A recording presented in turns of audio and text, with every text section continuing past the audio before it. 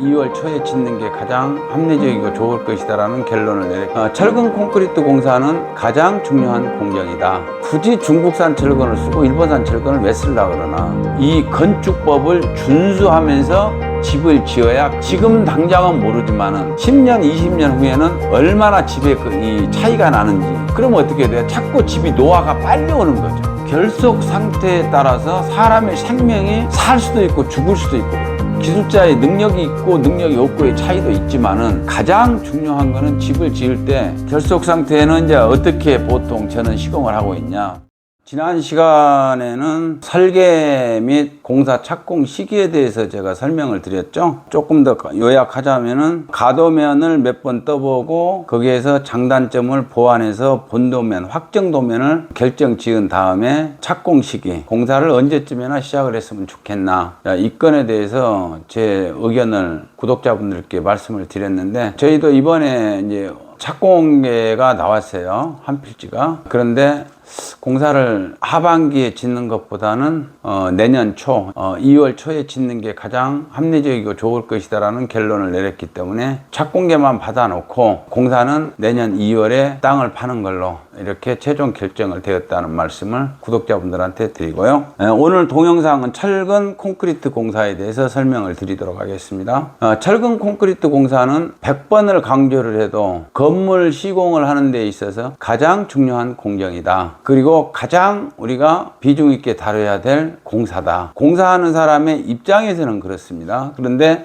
대부분이 건축주분들께서는 콘크리트 공사에 대해서는 신경을 별로 안 쓰세요. 그 어디에만 신경 쓰냐? 외관과 그 다음에 내부의 마감 공사를 신경을 많이 쓰는데, 가장 공사하는 데 있어서 공사업자들이 신중을 기하고 비중을 많이 둬야 되는 게 철근 콘크리트 공사다. 저는 이렇게 보고 있습니다.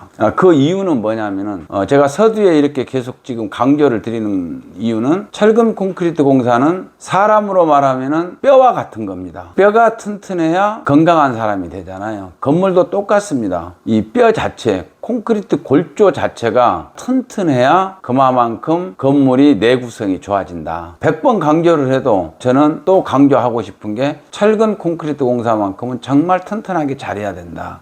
그리고 이제 두 번째로 비중을 둬야 될 게 외관 공사죠. 이 외관 공사는 왜 그러냐? 우리가 공사를 한번 해놓고 나면은 다시 뜯어서 공사를 하기에 굉장히 많은 경비가 소요가 된다. 외부 공사는. 그 다음에 내부의 마감 공사는 마음에가 안 들면은, 또는 조금 쓰다가 보니까 질리다. 그러면은 내부 인테리어 싹 뜯어서 다시 하면 되는 거예요. 그렇게 어렵지 않습니다. 사람으로 말하면 상향 수술을 한다 이렇게 생각하시면 돼요. 싱크대 같은 게 한 10년 썼어요. 그러니까 유형이 바뀌었어요. 그리고 주방이 좀 어두워요. 그래서 주부님들께서 좀 기분 전환도 할 겸 한 2, 3천만 원 투자해가지고 싹 뜯어서 다시 심플하게 다시 공사하는데 아무 지장이 없습니다. 근데 골조 공사는 어때요? 골조 공사는 한 번 시공을 해놓으면 뜯을 수가 없어요. 절대로 뜯을 수가 없습니다. 이제 그런 점에서 철근 콘크리트 공사는 그만큼 중요하기 때문에 오늘은 철근 공사에 관련된 설명만 좀 해보겠습니다. 보통 이제 우리가 사용되는 철근을 이제 여러 가지 철근이 있죠. 국산 철근도 있고, 일본산 철근도 있고, 중국산 철근도 있고. 그러나 이 철근들은 각 나라마다의 기준이라는 게 있습니다. 그 규격이 있죠. 우리나라에서 보통 나오는 철근은 KSD 3503, 3504 이 기준에 따르는 규격 상품 이상이어야 됩니다. 이게 이제 물론 합격 기준은 하위 항복점이 1cm당 2.4톤 이상의 철근을 사용하는 것을 원칙으로 하고 있습니다. 그렇기 때문에 저희들이 뭐 현장에 와가지고 시료 채취를 해가지고 굳이 철근 이 시험을 하거나 그러지는 않아요. 그러나 이제 공동주택, 아파트나 이렇게 공동주택이나 광급공사, 큰 현장에서는 시료 채취를 해가지고 도로관리사업소에다가 시험을 의뢰를 합니다. 그래서 이 기준 1cm당 2.4톤 이상의 그 하위 항복점 이상의 철근이 돼야만이 우리가 이 철근에 대해서 합격 여부를 판단을 하는 겁니다.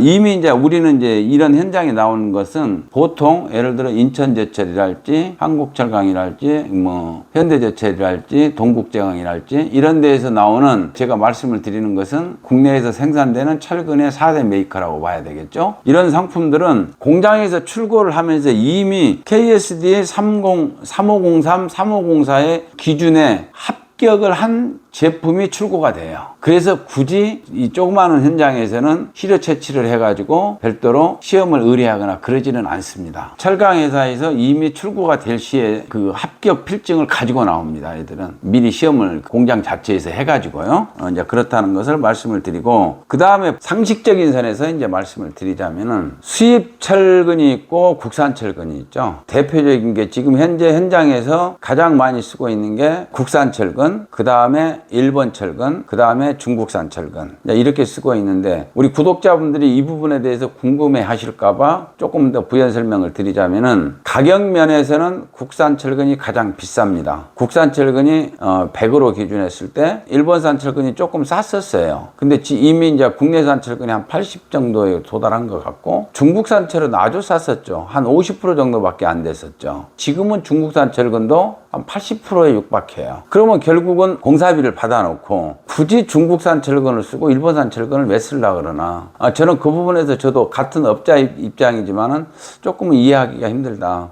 국산 철근을 써라. 꼭 국산 철근을 써야 된다. 저는 이렇게 주장을 하고 싶고 또 그렇게 해야 된다라고 생각을 합니다. 그 이유는 이 철근 콘크리트에서 철근 공사는 철근이 가지고 있는 장점과 콘크리트가 가지고 있는 장점이 있어요. 철근은 인장력에 강해요. 건축 자재 중에서 인장력이 가장 강한 자재가 철근입니다. 그 다음에 압축력에 가장 강한 게 콘크리트예요. 그래서 철근과 콘크리트가 합했을 때 인장과 압축력이 강한 집을 만들어낼 수가 있어요. 그래서 튼튼한 집이 되는 겁니다. 그런데 철근의 인장 강도는 국산, 일본산, 중국산 이렇게 철을 썼을 때 우리 국산 철근이 가장 우수해요. 인장력이라는 게. 국산에서도 철근이 두 가지, 이따가 이제 후에 설명을 드리겠지만은 두 가지 종류의 철을 써요, 현장에서는. 현장에서 보통 이제 이형 철근을 쓰는데 일반 바가 있고 하이바가 있고 그래요. 일반 바라는 거는 철근이 연성이 강하다는 거예요. 이게 대나무처럼 부러지지가 않고 연성이 강해요. 그 다음에 하이바 철근은 강도가 굉장히 강해요. 그러니까 연성이 떨어져요. 근데 이제 보편적으로 하이바 철근은 토목 현장에서 옹벽을 지지하는 L형 옹벽이랄지 뭐 T형 옹벽이랄지 이런 옹벽 현장에서 주로 많이 있어요. 버텨주는 힘이 강해야 되기 때문에. 그런데 일본산 철근이랄지 중국산 철근은 인장력을 따라올 수가 없어요. 국산 철근에.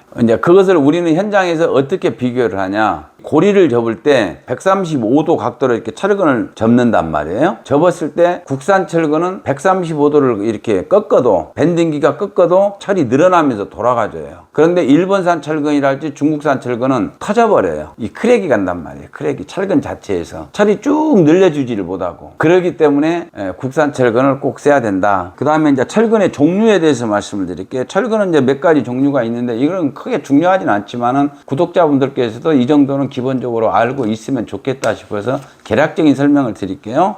철근은 이제 보통 원형 철근이 있고 이형 철근이 있고 그 다음에 고장력 철근, 조금 전에 제가 말씀드렸죠. 하이바 철근이라고요. 이 철근이 있고 그 다음에 철선. 철선이라는 건 아주 강하죠. 일명 피아노선이라 그래요. 그 다음에 각광이라는 또 이제 슈퍼 하이바 철근. 이런 건 이제 교란 같은 데서 많이 쓰겠죠. 이런 것은 특수한 공사에서만 사용을 하는데 우리가 보통 쓰고 있는 건설 현장에서 거의 한 99%는 이형 철근을 쓰고 있습니다. 그 다음에 이제 우리가 상식적으로 가장 쉽게 구분하는 것을 여러분한테 팁을 드리자면은 5가지 철근이 있는데 이 중에서 이형 철근과 그 다음에 고장력 철근을 이제 말씀을 드렸죠. 하이바 철근이라는 거예요. 하이바 철근은 이 철근 마구리에 보면은 철근 끝나는 지점에 파란색으로 칠을 해놓은 것은 일반 철근이에요. 그 다음에 제철에서 출고할 때 철근 마구리를 노란색 페인트로 칠해놓은 게 있어요.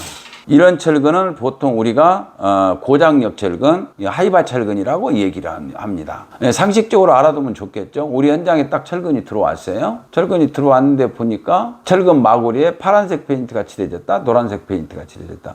용도가 반드시 다릅니다. 보편적으로 우리가 건설 현장에서 쓰는 것은 보통 파란색 철근을 많이 쓰죠.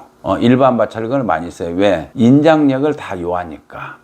근데 철근 가격은 같습니다. 10mm 같은 10mm 큰 차이가 없어요. 예를 들어서 정말 철근이 품귀 현상이 있다거나 아니면은 제철에서 우리가 일반바 철근을 써야 되는데 일반바가 없다. 10mm가. 이제 가장 문제는 항시 10mm에서 문제가 오니까요. 근데 일반바가 없다 그러면 할 수 없이 공정은 해야 되고 많은 양이 들어가지가 않고 적은 양이 스트럽 같은 걸 접고 이 정도 돼야 된다 그러면은 하이바 철근을 쓰는 경우도 일부는 있습니다. 근데 그 부분에 대해서 공사에 문제가 지장이 있다 없다 그 정도는 아니에요. 다만 저는 꼭 이런 일반바를 썼냐 하이바를 썼냐도 중요하지만 그보다 더 중요한 거는 국산 철근을 썼냐 일본산을 썼냐 중국산을 썼냐 이거에 따라 가지고 국산 철근을 쓰시라. 왜 이제 철근이 들어오게 되면은 일반적으로 이제 철근을 이제 현장에서 출고 요청을 해요. 출고 요청을 하면은 철근이 현장으로 들어온단 말이에요. 그러면 철근에다가 이제 어떻게 야적을 할 것이냐.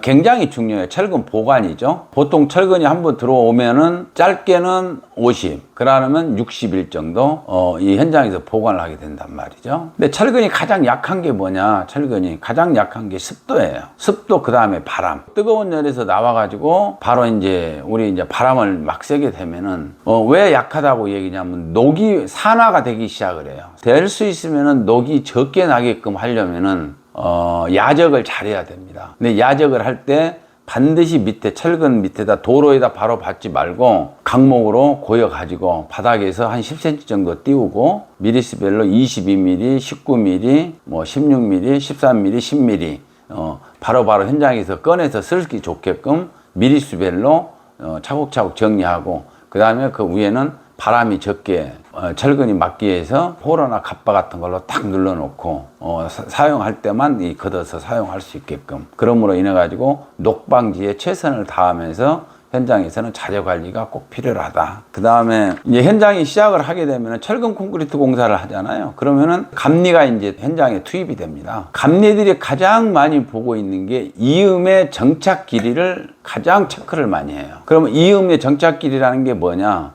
예를 들어서 이쪽 슬라브에서 이쪽 끝까지 10m란 말이에요. 근데 철근이 들어온 게 8m짜리 철근이 들어왔어요. 그러면은 2m를 이음을 해야 되잖아요. 이음이라는 것을 정착 길이라 그래요. 그럼 우리는 이제 이음의 정착 길이는 보통 어떻게 보냐? 인장이 많이 받는 부위냐, 인장력이 적게 받는 부위냐. 이제 그거를 현장에서는 보통 주요 구조부냐, 아니면 주요 구조부가 아닌 그냥 커튼홀 공벽이냐 이런 걸로 가지고 구분을 하는데 인장력이 많이 받은 데서는 40D 이상을 해라고 하는 게 원칙입니다. 그 다음에 인장력이 좀 적게 받는 데에서는 25D 이상을 해라. 25D와 40D는 무엇을 말씀을 드리냐? 예를 들어 철근이 10mm 철근이다. 10mm 철근이 이음이 이어지게 돼 있다. 근데 주요 구조부다. 그러면은 40D라고 그랬잖아요. 제가 40cm 이상이 크로스가 되라. 40cm 이상 크로스가 되게 철근을 이어라. 이 설명입니다. 그 다음에 25D라는 것은 25cm 이상이 겹치게끔 철근을 이어라. 이 얘기니까 상식적으로 알아두면은 굉장히 재밌죠. 그리고 현장에 올라가서 봤을 때 철근과 철근이 이어지는 부분이 몇 cm 정도 대략적으로 되겠다. 구독자분들도 아시면은 내 집을 짓는데 철근 반장들한테 이 얘기를 해서 여기 좀 이음 부분을 좀 길게 좀 해주세요. 같은 말 한마디라도 아는 척 할 수가 있죠. 그런 면에서 상식적으로 알아두면 좋다. 그 다음에 이제 철근 가공이 있는데 아까 제가 말씀드렸죠. 철근 가공을 하는데 이제 스트랩 같은 거예요. 기둥을 감싸고 있는 기둥 주철근 22mm나 19mm의 주철근을 감싸고 있는 보조철근이 있어요. 그걸 스트랩이라고 얘기를 하는데 이 스트랩을 옛날에는 스트랩을 딱 만날 때 이 꺾어지는 부분을 90도만 꺾어도 크게 말을 하지 않았어요. 근데 우리나라에 20, 30년 전서부터는 이제 내진 설계가 적용이 되고 그 다음에 건설 현장에서의 성실 시공 쪽으로 유도를 많이 하면서 이 꺾어지는 부분 후크를 135도 이상으로 꺾어라 이제 이렇게 지침이 내려왔고 또 그 지침에 따라서 감리들이 현장에서 감리를 굉장히 그 부분에 중점을 많이 뒀어요. 꺾어지는 그걸 후크라 그래요. 후크 부분은 무조건 135도로 꺾어라. 근데 이제 기둥 부분, 기둥은 사각으로 다 감싸야 되잖아요. 그래서 어떻게 하냐면은 꺾어지는 부분이 두 군데가 있어요. 꺾어지는 두 부분은 135도로 다 꺾게 되면은 시공이 안 돼요. 그래서 어떻게 하냐? 한쪽은 135도를 꺾고 한쪽은 90도를 꺾어서 시공을 할 때 지그재그로 연결을 해줘요. 그리고 집을 짓는다 그러면 제가 2월 달에 집을 짓기 시작할 거예요. 그럼 구독자분들이 저희 현장에 한번 와서 그때 기둥에서 이렇게 철근이 135도로 꺾어지는 부분이 그게 어느 부위세요? 이렇게 물어보세요. 그러면 제가 설명을 드리고, 요즘에 건설 현장에서 철근 일을 하시는 기능공들도 이미 이제 이게 습관이 돼 있어요. 철근 기능공들도 요즘에는 말을 안 해도 거의 이 후크를 꺾을 때는 135도를 잘 꺾는다. 그러나 이제 뭐 또 특별하게 그렇게 시공을 안 하는 반장들도 있을런지는 모르겠어요. 또 현장에 중국 사람들이 되게 많이 들어와요, 기능공들이. 근데 그 사람들은 아직은 우리 한국 기능공들만큼 조금 숙련도가 떨어지는 부분이 없잖아 있어요. 그 다음에 철근의 피복에 대해서 말씀을 드릴게요. 철근의 피복이라는 게 무슨 말씀이냐. 철근을 쭉 현장에서 시공을 다 했어요. 그 다음에 마지막에 콘크리트를 치죠. 그러면은 콘크리트 안으로 철근이 다 들어가게 되잖아요. 다 들어가게 되는데, 철근이 가장 콘크리트에서 가깝게 묻히는 부분, 가깝게 덮이는 부분을 피복이라 그래요. 이게 철근이라고 가정을 해요. 근데 이 부분에서 콘크리트가 이 철근에서 얼마만큼 더 덮어지냐, 얼마만큼 덮어지냐를 우리가 전문 용어로 피복이라고 얘기를 해요. 자, 왜 이제 이 피복이 중요하냐? 피복이 아주 중요한 거는, 피복은 콘크리트를 타설하고 나면 시간이 지나면서 콘크리트에 들어가 있는 재료는 4가지가 들어가게 돼 있어요. 첫째는 물이 들어가 있고, 두 번째 세멘트가 들어가 있고, 그 다음에 세 번째는 모래가 들어가고 자갈이 들어갑니다. 제가 첫 번째 들어간 걸 물이라고 강조를 했는데, 이 물은 왜 제가 첫 번째 말씀을 드렸냐? 이 1번은 시간이 지나면서 점점 날아가게 돼 있어요. 1m, 1m, 1m에 1입방미터에 콘크리트를 딱 부었어요. 근데 이 1m, 1m, 1m 안에 들어가 있는 게 4가지가 들어가 있잖아요. 물과 세면, 모래, 자갈. 이 4가지가 들어가 있는데, 시간이 지나가면서 20년이고 30년이고 계속 말라서 날아가고 있는 게 뭐예요? 물이 날아가고 있잖아요. 그러면은 1입방미터 안에서 뭔가가 자꾸 빠져나가게 되면 그게 공극이 생긴단 말이죠. 공극이 생기면서 뭐가 생겨요? 크랙이 생기죠. 크랙이 생기면은 안에 들어가 있는 철근이, 아까 제가 철근 보관할 때 바닥에서 될 수 있으면 띄우고 위에는 바람을 씌우지 않게 갓발을 씌워라 이렇게 됐잖아요. 산화가 된단 말이에요.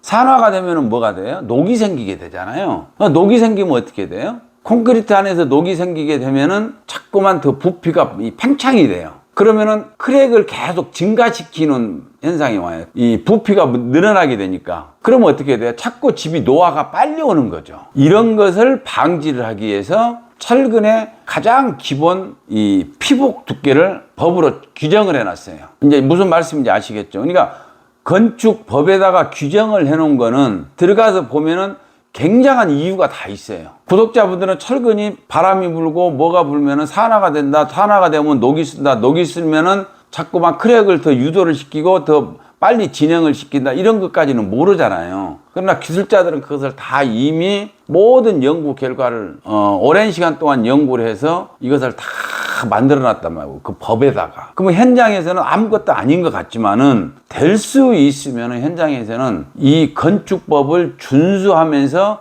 집을 지어야 그 집이 지금 당장은 모르지만은 10년, 20년 후에는 얼마나 집에 이 차이가 나는지, 그리고 10년, 20년 후에 처음에 지어놨던 집과 똑같은 모습이 그대로 변함이 없이 있었을 때 그 집을 내가 지었을 때 굉장히 뿌듯함을 느끼게 되는 거죠. 그래서 이 피복 두께가 중요하다. 자, 피복 두께가 기본적으로 기초 부위에서는 철근 피복 두께를 최소 6cm 이상을 둬라. 이렇게 6cm로 둬놨어요. 그 다음에 기둥이나 벽, 외벽은 피복을 3에서 4cm를 둬라. 그 다음에 비내력벽. 아까 제가 말씀을 드렸죠. 비내력벽이라는 건 뭐냐? 인장 강도가 많지 않고 적은 곳. 그런 데서는 아까 철근 25D로 가지고 정착을 해라 그랬죠. 그런 데는 피복이 2cm만 둬도 된다. 이렇게 지금 이제 법에다 규정을 해놨어요. 근데 여기서 재밌는 거는 기초나 지하층. 기초에서는 6cm를 두라 그랬어요. 왜 6cm를 이렇게 많이 두라 그랬을까요? 이유가 있습니다. 왜? 기초, 이 매트라는 건 뭐에 접해 있어요? 항시 흙에 접해 있어요. 땅 속에다 딱 기초를 쳐놓고는 그 기초가 매트 기초죠. 우리가 보통 한 900 정도의 두께로 매트를 이제 전체 매트라는 건 전체를 통으로 파가지고 그게 이제 철근 콘크리트를 기초를 만들어 주는 건데, 그 부분은 딱 공사 끝나면서 바로 흙으로 딱 덮어요. 흙은 뭐가 있어요? 항시 습기가 있죠. 이 습기가 이 콘크리트 안으로 침범을 하는 것을 최대한도로 철근을 숨기고 싶은 거예요. 이 습도가 오는 쪽에서. 그러니까 피복 두께를 6cm를 둬라. 왜? 녹이 안 나게 하려고, 철근이. 다 그런 이유가 있습니다. 이걸 법으로 규정을 해놨습니다. 그 법을 우리는 준수하자. 준수하면서 건물을 지었을 때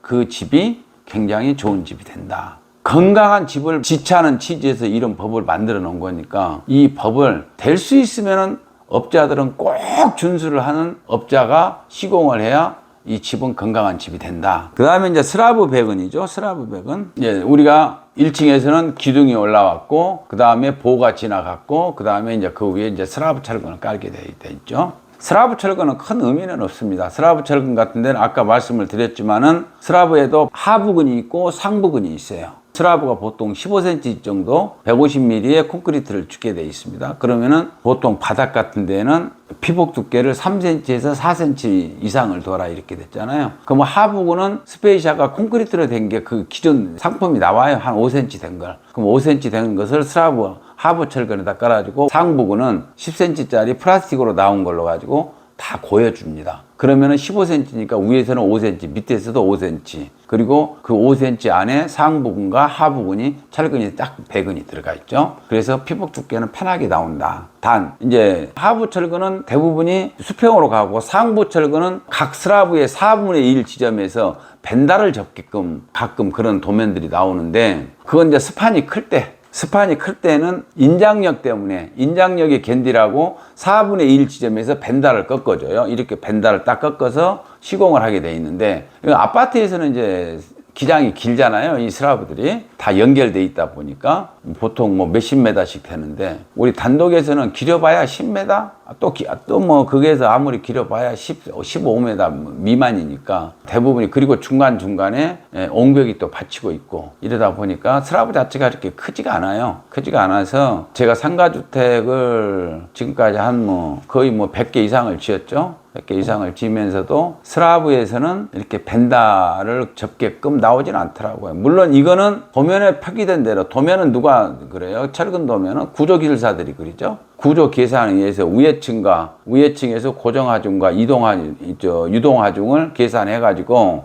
이 슬라브에서는 콘크리트 두께를 몇 cm를 주고 철근은 몇 미리 철근을 몇 cm 간격으로 넣어라. 이 구조 계산은 구조 기술사가 하게 돼 있어요. 그래서 구조 기술사가 구조 계산을 해서 건축사한테 넘겨주면 건축사가 그 구조 기술사의 계산 방식에 의해 가지고 이제 철근을 배근을 넣게끔 이렇게 도면이 완성되죠. 그러면 저희들은 그 도면에 준해서 시공을 하는 건데 시공을 할 때 이제 유의사항들이 굉장히 이제 많죠. 그래서 벤다는 별로 없다. 슬라브 철근에서는 상부근과 하부근과 상부근의 스페이샤를 잘 고여줘라. 그 다음에 더 중요한 거는 결속 상태. 건물을 시공을 하실 자격을 저는 그렇게 봐요. 건물을 지으려면은 먼저 철거를 먼저 하는 사람한테 건물을 지으라고 얘기를 하고 싶어요. 도심 속에서 구빌딩들 있죠. 5층짜리, 6층짜리. 그런데 요즘에 건축법이 바뀌어서 용적률을 높여줬단 말이에요. 그래서 그걸 헐고 25층, 30층 건물을 짓잖아요. 근데 건물을 헐어보면은 콘크리트 구조로 되어 있는 건물을 가서 전부 다 철거를 해보면은 결속 상태의 중요성을 알게 돼요. 결속 상태라는 건 철근과 철근이 만나는 지점, 이 부분에 결속선으로 묶어주는 것을 결속 상태라고 말씀을 드리는 거예요. 그럼 그 결속선이 굉장히 얇아요. 한 0. 몇 mm 정도 되는데 그 결속 하나가 보통 1톤을 지지를 한다 이렇게 얘기를 해요.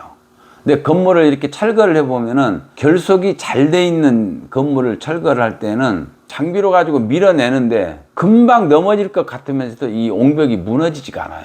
근데 결속이 안 돼 있고 철근만 넣어놓고 그냥 결속 뜨문뜨문 해놓잖아요. 그러면은 장비로 가지고 팍팍 밀어내면은 그냥 팍팍 넘어가 버려요, 옹벽이. 우리는 이거를 철거를 할 때 무엇을 느끼냐면은 우리나라에 지진이 와서 한 번 흔들었다, 건물을. 이랬을 때를 생각하면 끔찍하잖아요. 근데 철근 결속을 정확하게 잘만 해놓으면은 이 건물이 웬만한 지진에서 끄떡이 없어요. 장비로 가지고 밀어도 이게 넘어갈 듯 하면서 안 넘어간단 말이죠.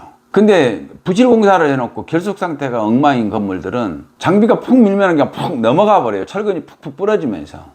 철근이 뽑혀요, 그냥 콘크리트 면에서. 결속 상태가 제대로 안 돼 있기 때문에 그래요. 건물이 무너지고 안 무너지고는 뭐하고 연관이 돼요? 지진이 와가지고 건물을 흔들었어요. 전체를 다 흔들면은 결속 상태에 따라서 사람의 생명이 살 수도 있고 죽을 수도 있고 그러는 거예요. 그래서 현장의 관리자들이 꼭 현장에 상주를 해야 되고, 그 다음에 기능공들한테 결속 상태를 더 촘촘히 해라고 자꾸 잔소리를 하고 지시를 하는 거예요. 기능공들은 어떻게 해요? 2번 묶을 거 한 번만 묶으면 일이 반으로 줄어들면서 빨리 끝내고 빨리 집에를 더 갈 수가 있잖아요. 그런데 감독자가 현장에서 지키고 있지 않으면은 결속 상태를 누가 꼼꼼히 해줘요? 대충 해놓고 빨리 가려고 그랬지. 그렇기 때문에 이유가 없어요. 건물을 잘 짓고 못 짓고 이것도 중요하지만은 기술자의 능력이 있고 능력이 없고의 차이도 있지만은 가장 중요한 거는 집을 지을 때 책임자가 현장에서 계속 상주를 해야 돼요. 그러면서 기능공들한테 조금 잔소리도 하고, 또 때로는 날씨 더울 때는 음료수도 사다가 좀 주고 결속 좀 정확하게 해라. 한 군데라도 더 결속을 해라. 그래서 이 결속 상태는 이제 어떻게 보통 저는 시공을 하고 있냐. 인장력이 요하는데, 아까 말씀드렸죠. 인장력이 많은 곳과 인장력이 적은 곳에서 인장력이 많은 데에서는 40D로 철근을 정착 길이를 해라. 그 다음에 인장력이 조금 적은 데에서는 정착 길이를 25D로 해라. 이게 건축법에 규정이 돼 있었다 그러잖아요. 그러면 인장력이 많이 받는 곳에서는 결속 상태를 거의 100%를 다 해라. 그리고 인장력이 좀 약한 곳에서는 50% 하나 건너 하나씩 지그재그로 하나 건너 하나씩 촘촘히 묶어라. 이것이 굉장히 철근공사라는 데서는 중요하다. 다음에 제가 이 부분도 과거에 공사를 하면서 현장 사진을 찍어놨던 것들이 있습니다. 근데 그것도 시간을 만들어서 제 유튜브에다 한번 올려드려 보도록 할게요. 오늘 영상은 원래 철근 콘크리트 공사까지 다 하려고 그랬어요. 근데 철근 콘크리트 공사는 뭐까지 연관이 되냐면은 철근 공사, 그 다음에 형틀 공사, 그 다음에 콘크리트 공사, 이렇게 세 가지가 연결된 것이 철근 콘크리트 공사인데, 오늘은 그냥 철근 공사가 그만큼 중요하기 때문에 철근 공사만 포지션을 잡았습니다. 그리고 다음 시간대에는 형틀 공사와 그 다음에 콘크리트 타설 부분에 대해서 또 중요한 부분이 있기 때문에 그 부분을 팩트로 설명을 드릴 거고요. 여하튼 철근 공사는 굉장히, 제가 서두에 말씀드렸죠. 100번 강조를 해도 또 강조를 해야 될 부분이 철근 콘크리트 공사인데, 그 중에서 철근 공사다. 그리고 이 철근 공사를 하는 데 있어서는 정말로 현장의 건축법이랄지 기본 법을 알고 그 다음에 일을 시켜야 기능공들도 따라오고 그 집도 건강한 집을 지을 수 있다. 그럴 능력이 되는 건축업자한테 집을 맡기시는 게 여러분들의 집을 10년 후나 20년 후에 변함이 없는 좋은 집을 지을 수가 있다.